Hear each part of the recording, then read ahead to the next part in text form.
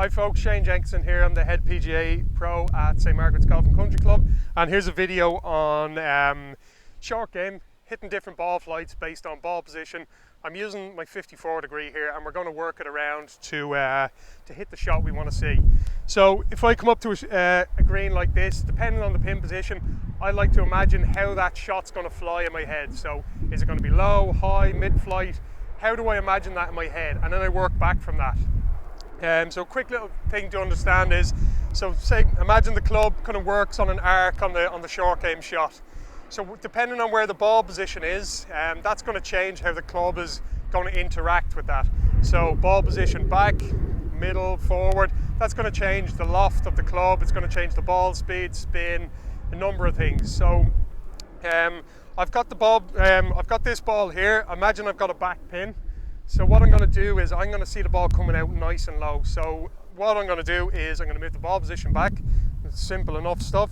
I'm going to get my left hand and I'm going to get it a little bit higher, which is going to get me closer to the ball. And what it will also do is keep the club face kind of a bit shut on the backswing. So then from there I can just turn. I can feel that the club is working on its way down as it gets the ball, reduces loft. The ball is going to squeeze out, come out nice and fast, which is great if I've got green to work with.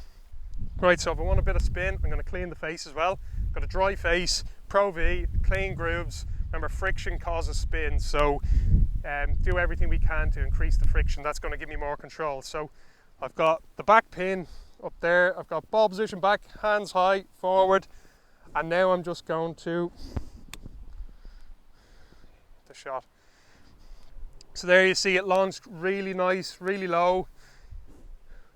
That launched at about 22 degrees, so nice low ball flight. I can go lower again by going back at the stance if I want to, if I need to. Right, so let's hit a mid-flight one now.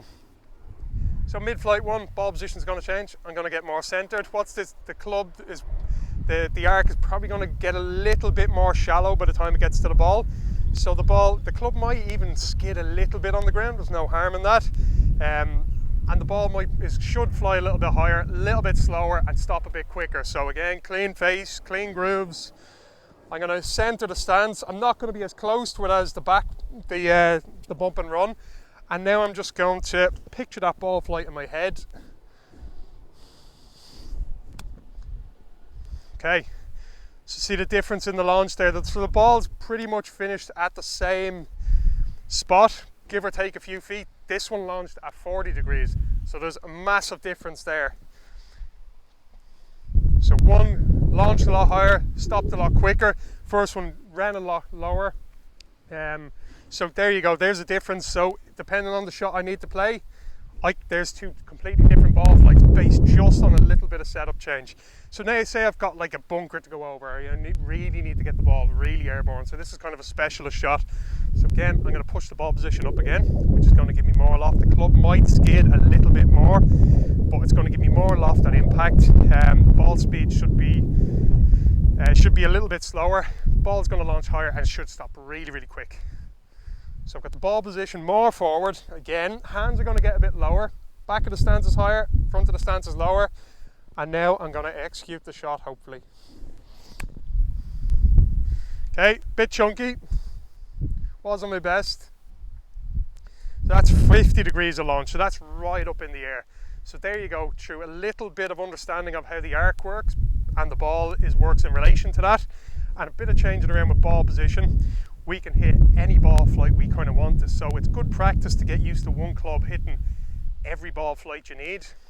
And then when you get out into the golf course, work back from imagining the shot in your head to matching the setup to match that, and then executing your shot. So hopefully this helps with your short game and we get more up and downs. Thanks.